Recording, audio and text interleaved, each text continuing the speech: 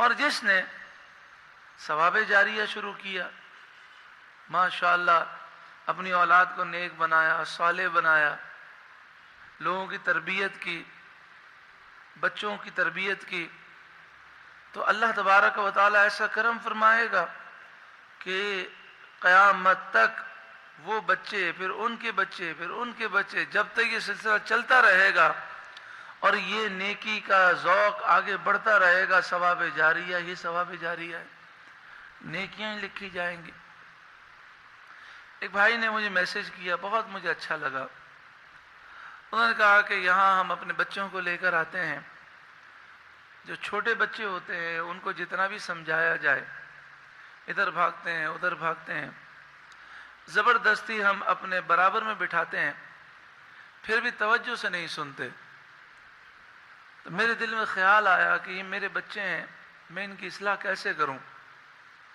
یہ قرآن پاک توجہ سے کیسے سنیں؟ چھوٹے بچے ہیں، میں کیسے سمجھاؤں؟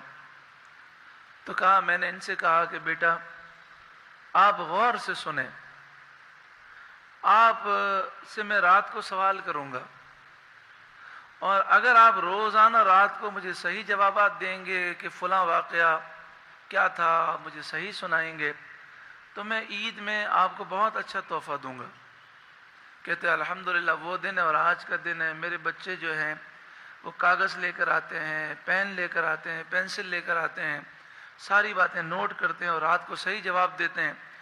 اب مجھے یہ کہنے کی ضرورت نہیں ہوتی بیٹھ کے سنو، بلکہ مجھ سے زیادہ وہ غور سے سنتے ہیں۔ دیکھیں یہ کیسی فکر ہے کہ انہوں نے یہ فکر پیدا کی نا کہ میرے بچے میرے بعد، میرے جانے کے بعد وہ دین کی طرف آئیں۔ اب انشاءاللہ تعالی وہ کہتے ہیں 1 سال 2 سال اس طرح میرے بچے غور سے سنیں گے قرآن پاک، تو انشاءاللہ ان میں شوق بیدار ہو جائے گا۔ پھر ابھی تو انعام کی وجہ سے کر رہے ہیں، پھر انعام کی ضرورت بھی نہیں ہوگی۔ تو ہم بھی اپنے بچوں کے لیے اس طرح سوچ سکتے ہیں۔ مشہور مقولہ ہے، اگر تمہیں کسی قوم کا مستقبل دیکھنا ہو تو مسجد میں دیکھ لو کہ کتنے بچے نماز کے لیے آئے ہیں۔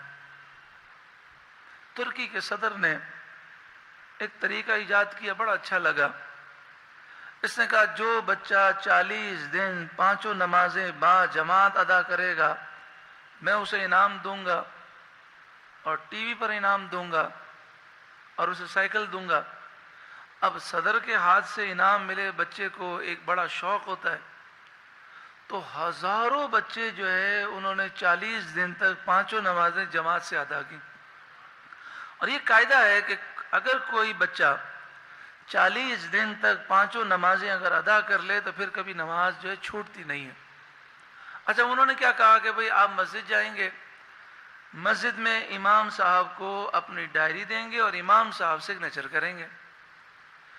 تو اس سے فائدہ یہ ہوا کہ بچے جو ہیں علماء کے قریب بھی ہو گئے۔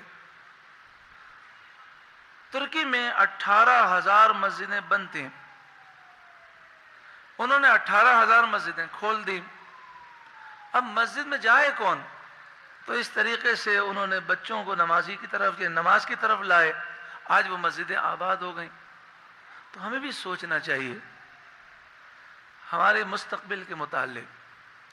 تو بات یہ ہو رہی تھی وَآثَارَهُمْ، جو انہوں نے پیچھے نیکیاں چھوڑیں وہ بھی ہم لکھ رہے ہیں، ثواب جاریہ۔